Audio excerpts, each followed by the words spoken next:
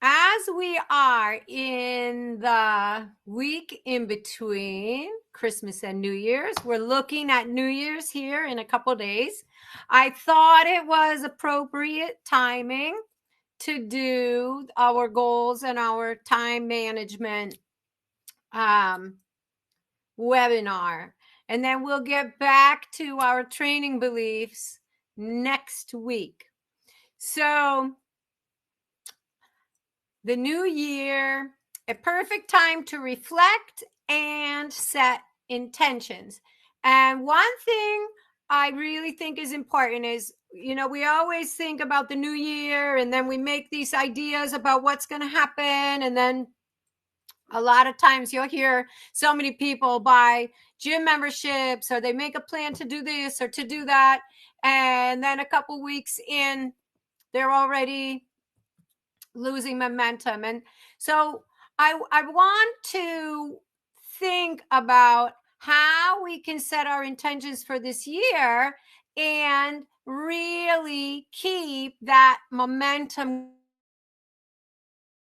whatever direction it is that you want to go, whatever it is that you want for yourself.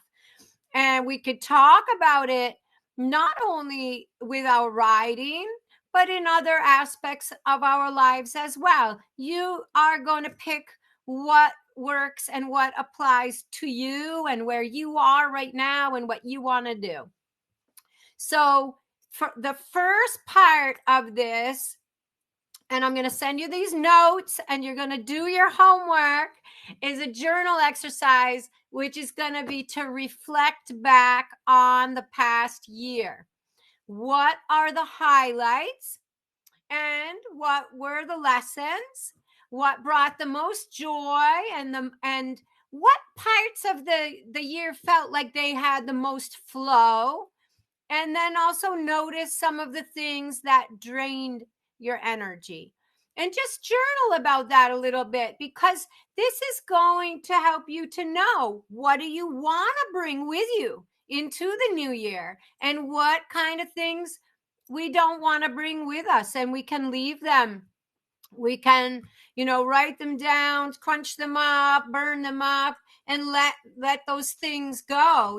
We talk a little bit about carrying around that backpack, and maybe there's some things that we don't need to take from this year into the next year. And it's kind of fun to think about that as a new beginning. So reflect in your journal about last year. What lessons did we learn? What were the highlights? And then think a little bit about those things that drained your energy that we don't need to take forward. And then from my Love to Ride journal, I have a SMART goal, but my SMART goal is a little bit different than the one that you see everywhere. Mine is scary, meaningful, actionable, rewarding, and team. So you want to journal about some long and short-term goals that you have. And you can think 3 to 5 years in advance, and then you can think about this year and how we're going to negotiate some of those action steps for the year, but always with that long range goal in mind. So that really big goal, whether it's for the end of this year or 2 months from now or 5 years from now, needs to be a little bit scary. You really want to think about something that's going to keep your attention, that's going to keep your blood pumping, something that feels like it might be a little bit far-fetched right now. If it's a stretch for you, you're going to be able to keep that focus. You're going to keep that energy up about it. Then think about some smaller short-term goals that are going to benefit you on the way to that big scary goal. Some steps, some what you want to call targets along the way, but not things that are tangents off that beaten path, but things that are just going to keep you flowing in the direction of your big dreams. Then they want to be meaningful. Why is it meaningful for you to achieve these goals? What does that mean to you personally? Knowing that these things are meaningful are going to keep you going on your path. They're going to wake you up when things get a little bit difficult.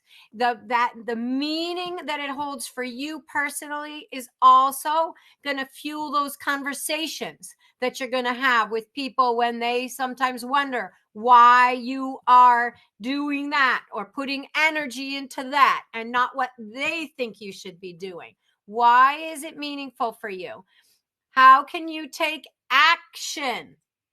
How can we take action this week, next month, 6 months from now? These goals need to be actionable, not something that we sit back and we hope are going to happen, but little things that we can do, and sometimes big things that we can do to take action toward our goals. Why is it rewarding? So really think about, as you go along on your path, what is rewarding about that every day? So if it's a goal that we have with our horses, it can't just be that we are winning at that horse show. Every day, does it feel rewarding to go out there, to build that connection, to build those skills, have that interaction with our trainers and colleagues, these kind of things? What is it rewarding? Are you spending time with people that share your values?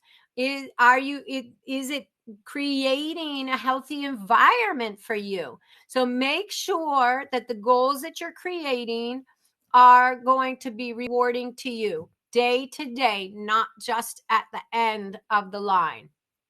And then team. So start building that team. As you're journaling, start to think about who's going to help you along the way. Who might you reach out to if you have questions? Are there some online courses that you might want to take, or are there books that you want to read? Is there a mentor you want to get in touch with, or even just a hero that you want to be able to tune into on YouTube, or follow the story of somebody that's doing some of the things that you wish to be doing, or getting better at? So build that team. Also the professionals that are in your business. If we're talking about riding, our team is going to be our vets and our blacksmiths and our trainers and our body workers and things like this. If we're talking about whether it's a sport or something that you want to accomplish in your in school or work life, what is the team around that? And be absolutely sure that we are having people on our team that share our vision and our values.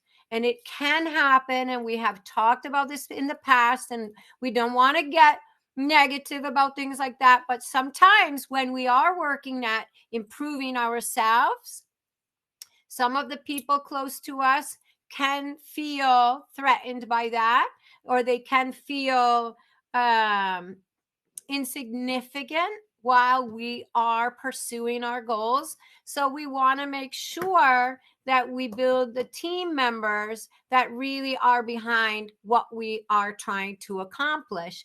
And of course, we're going to accommodate our family and the people close to us in other aspects of our lives. But if they aren't bringing energy toward our goals, then we're going to make sure that we don't let them suck our energy out by trying to put them on the team when they don't want to be on the team. You utilize time with loved ones or family members in other aspects of life, and then build your team for these goals with people that really share that and believe in you accomplishing those things. So one of the tips that I have for making those action steps and making those smaller goals that are going to work towards your big goal is to visualize yourself actually achieving that big, scary goal. Think of yourself in that place. What does it look like? Visualize that person that you are. Visualize, is it physical things that you see? Are you seeing yourself in the winner's circle at the horse show? Or are you seeing yourself riding certain movements? Are you thinking about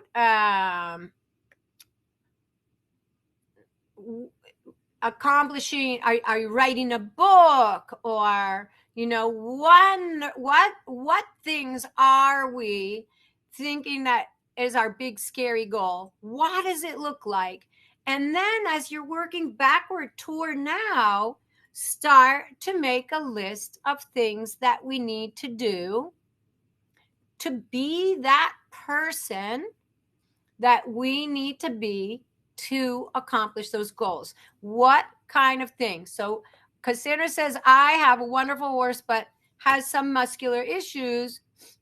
I'm working with the trainers to connect, but at this time, I cannot get confident canter seat on this horse, and I actually think I set him back.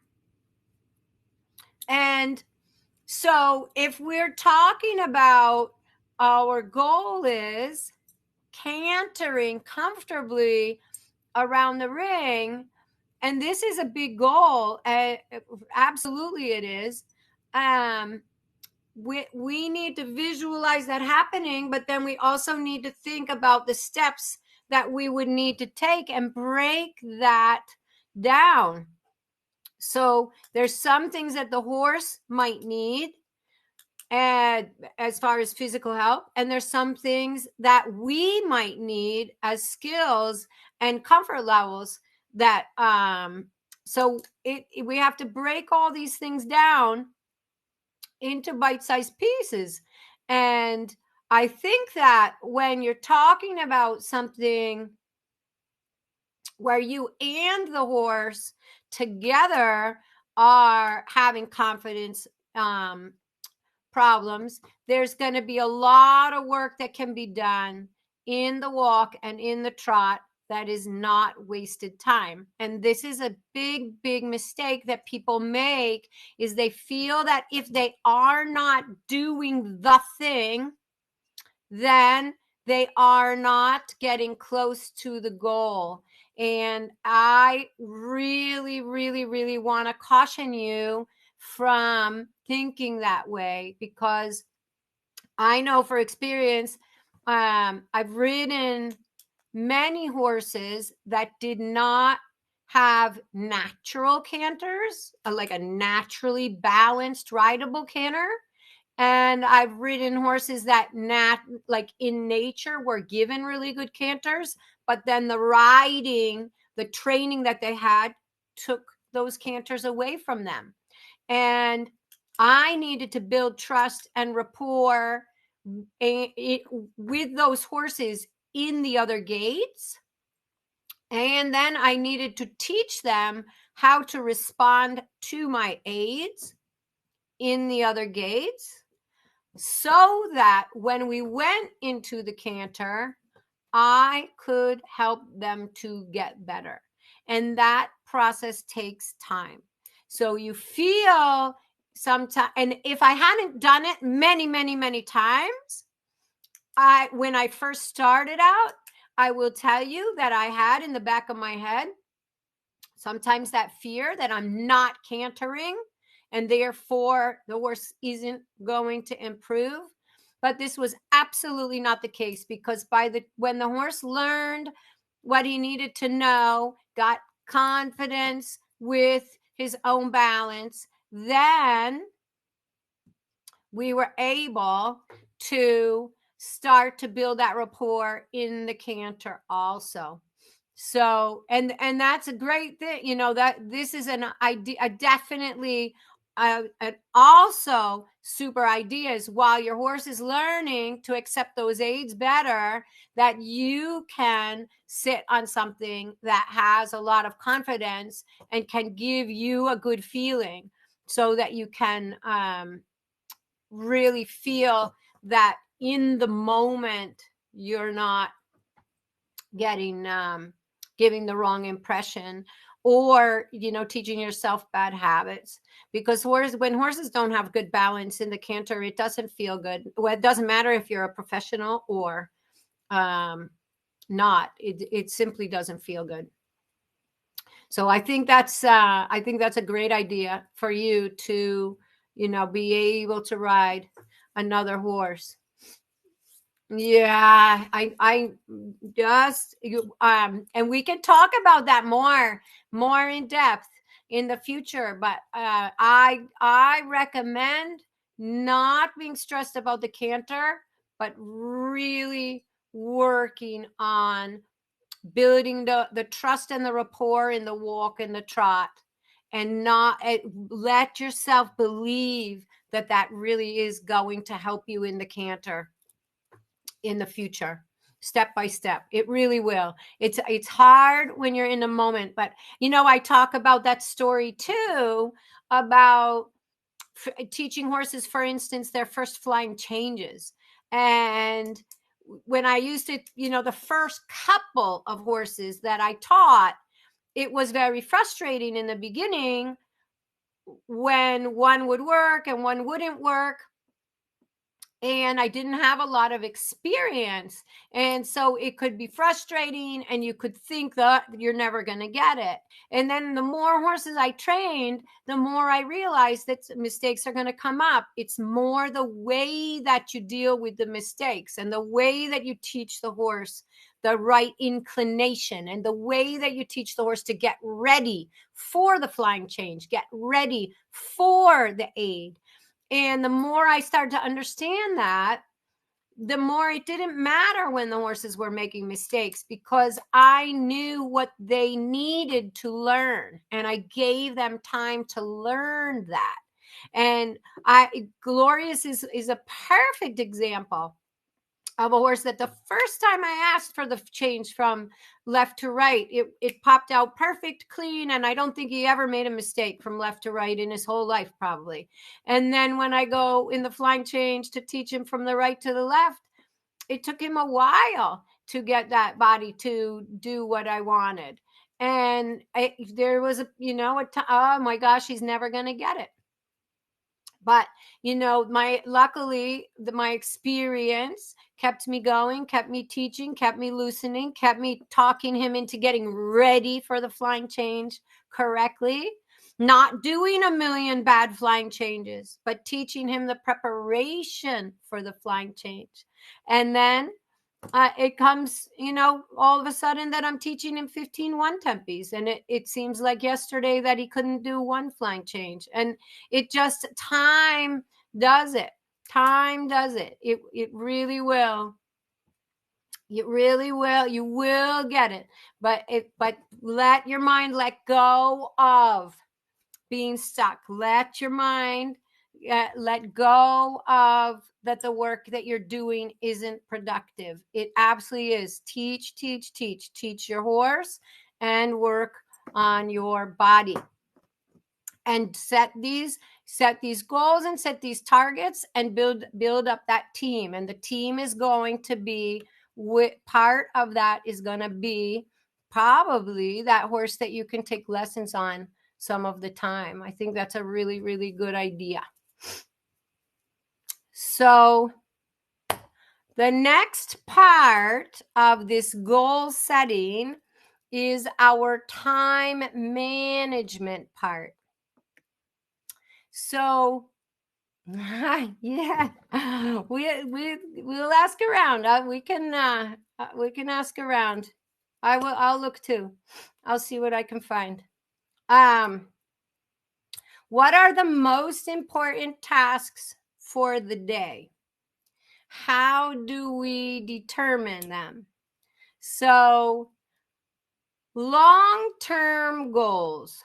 If we're really thinking about those goals that are big and scary and far away, do the tasks that we have at hand take me closer or further away from my goal? Are they part of building the person I need to be in order to accomplish my goals? So, a tip here. Self-care is important. Be careful not to take things off your plate, thinking they do not get you closer to your goal because you think they are selfish. Self-care is not selfish. You will be the best version of yourself because you take care of yourself. So, part of your daily task list is eating right, hydrating, exercising, meditating, and doing things that create joy and happiness. So this is so important. Short-term goals. Short-term goals will help you make definite action steps. Create weekly and monthly goals that, of course, are all leading toward your big, scary goal.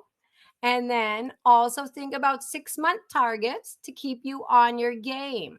So that every once in a while we check in if we thought about where we want to be, and then we work backwards toward where we are so that we don't go along procrastinating and then get there and we're all of a sudden feeling like overwhelmed and like it's not possible. So really try to look out that distance and then break things up. It's amazing the things you can accomplish in this amount of time, 6 months or a year, when you start to break it up into bite-sized pieces. It's also amazing the amount of time that we can waste because we don't find those small action steps that we can take. And what is it? A body in motion stays in motion, and a body at rest stays at rest. Sometimes just getting up and moving stuff around will help you get that mind going to think of important things to do. Be careful not to let yourself get overwhelmed and then procrastinating. So, deadlines. Some deadlines are going to come from the outside world. Some deadlines are going to have to come from you. So we want to be able to be taking responsibility and taking action before the world is making us have to react in a panic. So if we're talking about goals that have to do with horse shows, then our goal is to compete at 3rd level. Then we are not teaching our horse flying changes the week before the horse show comes. If we are wanting to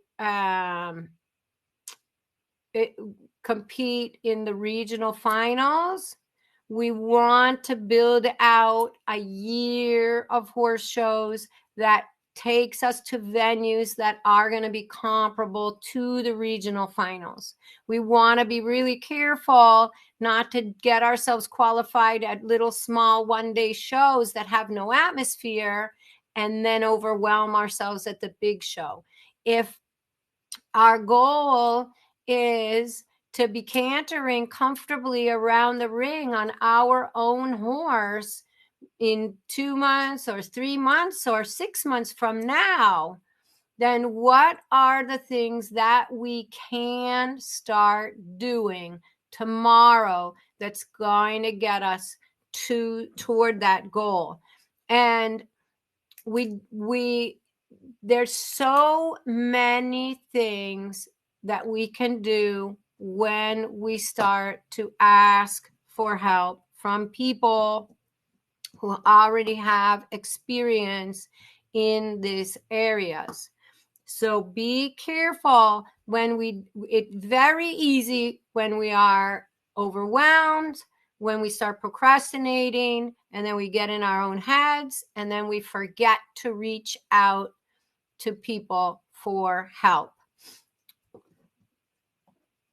Show qualifications dates, show and championship dates, family, work, and school obligations all need to go on your calendar. Those are deadlines that are from the outside world. Then your personal goals have to go also on the calendar, get inserted in there, and be careful to put boundaries with people in the other areas of your life that you get to spend time on your personal goals. You want to function in your power zone, which is in the now. We can only take action in the now. So we've talked about that before, but we want to be really careful not to defeat ourselves because we're living in the past. We're thinking a lot about those past mistakes and things like that. And we don't want to be so far ahead that we're really worrying and fretting about what's going to go wrong. We can take action now, today, with what we have and who we are today. And then tomorrow, another little step and another little step. It's got to be, that action has to be taken from where you are and what you have today. There must be no comparisons, no fear of other people's opinions, and no fear of mistakes. Very, very easy to say, but this is something that we really want to work on and we want to journal about.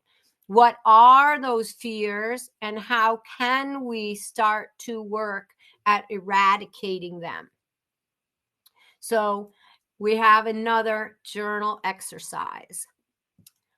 Musts, shoulds, need to, but don't want to but don't need to. Create a list of musts. Musts are the things that we absolutely have to do in order to accomplish our goals. A must is something that is necessary for your success. A must may be something undesirable. Might be something that we don't really want to do or we don't feel comfortable doing. A must may require learning a new skill. It might require asking for help. And you can add anything else to this list of things that musts might be that make them uncomfortable. Then we want to create a list of shoulds. Shoulds are the things that we carry around. I should have done this. I should have done that. I should could be someone else's opinion. It might not even be your higher self talking. It could be something that somebody told you was a mistake that you did, that you carry with you, that isn't a mistake at all. And it is true to something that you wanted to do. And it was totally fine that you did it. A should may be someone else's opinion. A should may come from fear. A should may or may not be necessary. A should could be shared with someone who is knowledgeable about the subject to find out if it's a must. A should might come from a previous failure. A should might come from a negative voice in the head. So if you are carrying that backpack around and some of the things that are in it are I should haves, or maybe I should do this way. And I will, when I'm coaching, sometimes I'll be absolutely flabbergasted when it does start to flow, that those thoughts that are going on in the head of the shoulds. And then when we break it all apart, we realize that it really is something that's absolutely unnecessary to the situation at hand. It's not something necessary to the goals. It's not necessary to the present moment. It's just a something that's been going on in the mind because of experiences in the past that we didn't get rid of, whether we didn't forgive ourselves for it, or somebody else interfered in our lives and made us feel guilty about something that we wanted to do, or something that we thought that we could do, and then they explained that we weren't good enough to do that, or whatever. But anyway, create a list of musts and create a list of shoulds, and then use that information from the must and should list to create action plans and eliminate self-sabotage and negative thinking, and get people to help you with this if it's necessary. And then use these lists also to help create the lists of need to but don't want to, and want to but don't need to. And the fun thing about this is that when you have a list of need to but don't want to, make sure to write down why they are important, because this will help you to take action when necessary. So if there's certain things that, if it's a phone call you need to make, or paperwork you need to fill out, some kind of difficult conversation that you're putting off, that you don't want to have, write down in your journal why it's important to do this. Why is it important to tackle this? And that will help you to take action when you need to. And then when you have the list of I want to, but I don't need to, use these as rewards for when you've hit targets and milestones. So maybe I really want a new bridle for my horse, but I don't need a new bridle for my horse. What if I said, when I have had this difficult conversation with my trainer, and when I've gone out and shown at this horse show venue that I'm a little bit nervous to do it, or I've ridden in this clinic, or I have gone and taken this online course that I really wanted to learn, or I started doing Pilates and it's really hard, and I made it through a month of classes, so I'm going to reward myself with this bridle. There's certain things that we might need to do, whether it's physical exercise, eating better, of course, having difficult conversations, whatever it is. When we get those things done, we also could reward ourselves with some of the things that we really want to do. But you don't want to fill your day with all the things that you want to do, but not the things that you need to do. And then some tips for your scheduling your time better. Get used to having a little schedule book. Time, tasks, and keep track. So we had talked about that before, and it really, it doesn't matter what it is that you're talking about. If you're trying to allot that time aside for riding your horse, or writing your book, or taking better care of yourself, whatever it is, start timing certain things that really are repeatable during the day so that when you're making your schedule, you really do have an idea of where things fit in.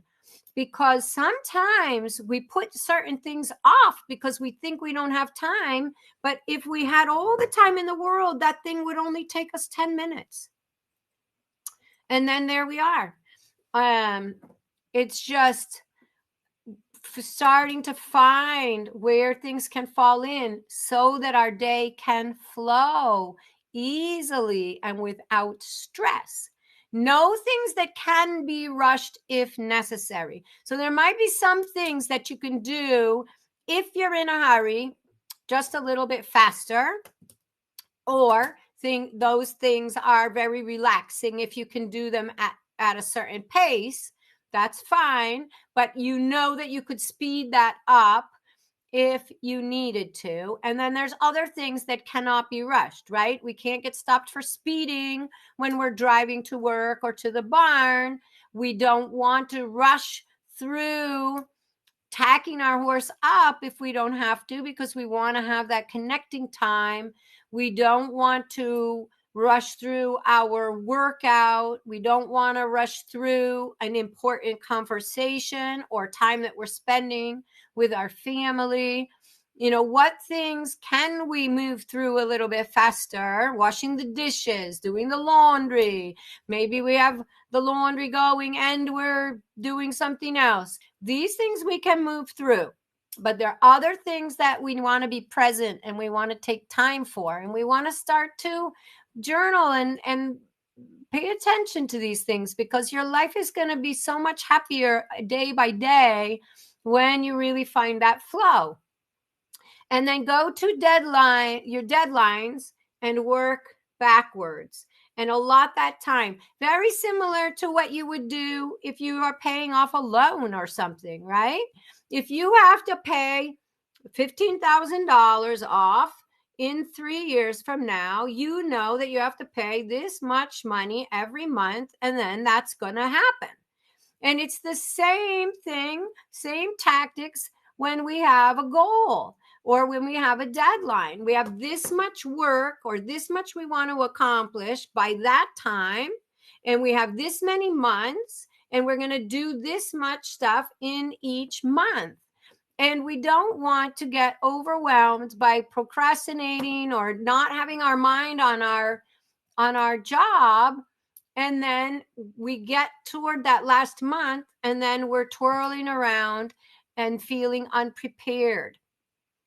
Go to the deadline and work backwards. Always a super tactic. And if it's a big project and you're overwhelmed, try to do the things that you're most worried about first. So, one thing that is always amazing to me is people who come for a clinic or go to a horse show and their horses are very excited. And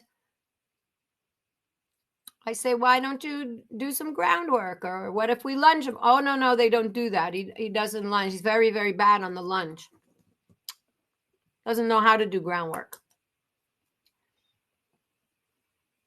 When you get somewhere and your horse is being an orangutan and you're scared to get on it, wouldn't it be really helpful if it knew how to lunge or to do groundwork? I think so. So people think that in the beginning, when I'm going to that show in 3 months from now, spending time on teaching it how to lunge or teaching it some groundwork is a waste of time, because they want to learn all the movements. But the movements are not going to happen when your horse is so stressed out in the atmosphere that it can't even focus on you for 5 seconds. So that's what you are most worried about. Handle that first. So I am entering this big horse show. I'm worried that my horse is going to kill me. I'm going to handle that first. I'm going to make sure that my horse is obedient and relaxed under all circumstances. And I'm going to find a program and I'm going to find a trainer that can help me to do that. If I am, doing something with work and part of the project seems overwhelming, I'm going to learn about that, ask advice, whatever it takes, that most difficult subject first, because otherwise I'm paralyzed to move forward. Okay? So if it's a big project and you're overwhelmed, work backward from the deadline. Try to do the things that you are most worried about first. Ask for help. Schedule a little bit of time every day for that project. When it's overwhelmed, don't try to figure it out on your own. Find someone who has experience and success in that subject. And then after you've learned from them, then you add your own personal insight, your own personal feeling and insights or intuitions to that situation. But we don't need to recreate the wheel all the time. Many people have gotten to a certain level. We don't need to start in the dark. We can ask for people who have already been there to help us. That doesn't mean that we copy them entirely. We are going to bring our own personal ideas and feelings to whatever it is, whether it's the connection that we're building with our horses, or if you're writing a book, you might get advice about how to put that book together, but the information in the book is going to come from you. It's going to come from your personal experience, your story that you want to put on those pages. Whatever it is, if you're teaching something, maybe somebody already has a whole program. How do we put these things together? A workout studio or something like that. There's a lot of them out there that are very successful. Then you are going to follow a little bit what they do and then add your own flair to it. So ask for help if you feel overwhelmed. Somebody out there has probably done at least some of it before. And then practice counting down with smaller tasks. So how long does it take to drive to the appointment? How long does it take to get dressed? We talked about this just a couple minutes ago. How long to prepare meals, to work out, to meditate? How long to research a subject? Are you taking a class, reading a book, or something like this? How much time does it take a week for these things for you to learn that subject to move you forward into the next part of your project? If we're talking about riding or driving, Meg, there are things we can do independent of that time working with our horses where we can learn things.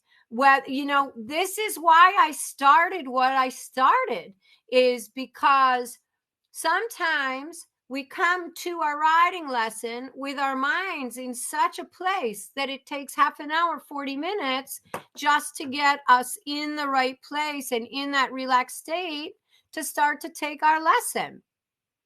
So that lesson is now, we have 10, 15 minutes where we could have had 45 minutes to an hour of really productive riding time.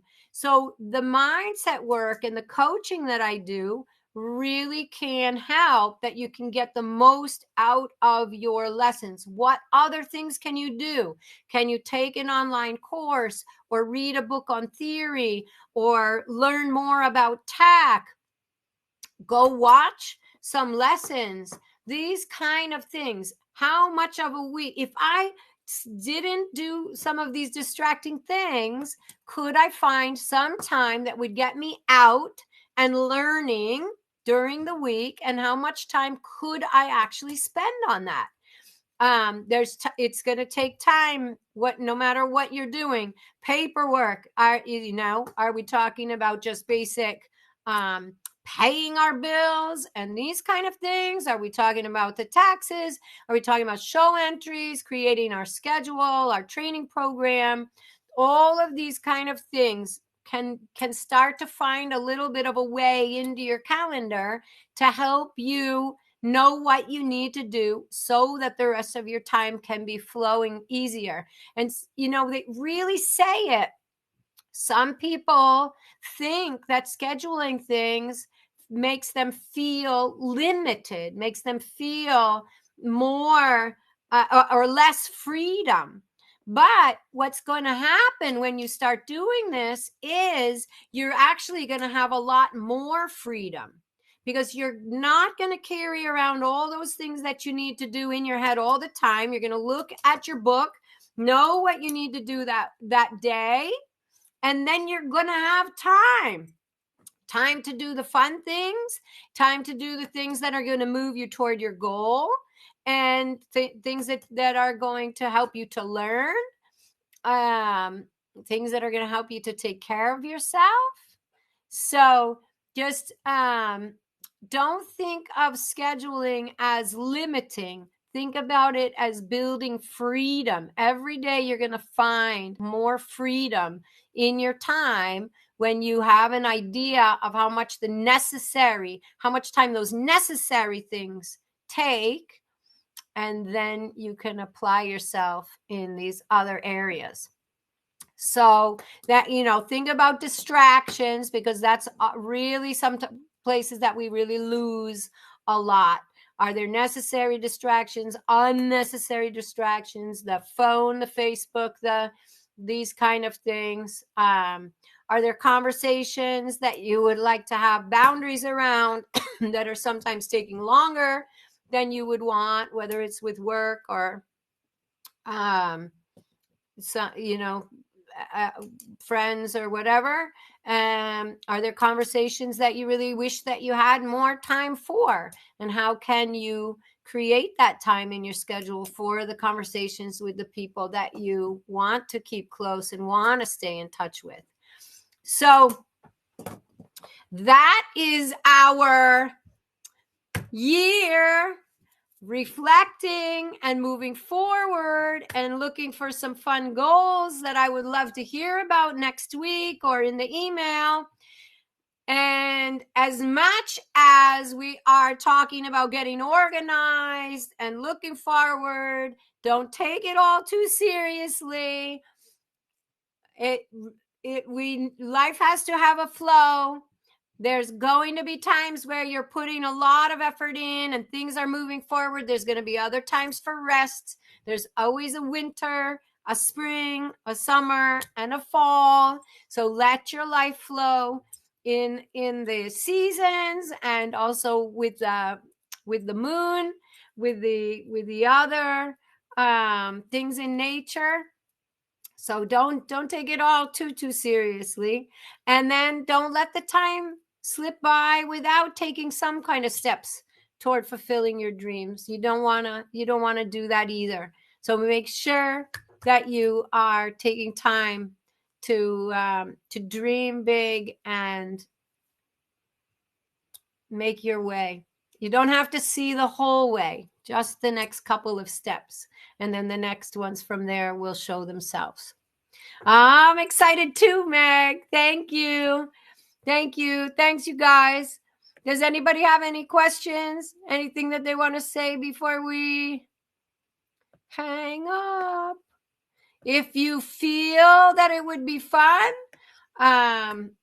feel free to email me with any goals. I also put it in the loop. If you're on Facebook, I have a group. So if you're not a friend of mine on Facebook, friend me. And then we have a group, the Loop, Curiosity. And I put it in there too, if anybody wanted to write a little bit about their goals for the new year. So happy New Year. Have a great weekend. I hope everybody's doing something fun. And I look forward to seeing you next year. Good night. Thank you for coming.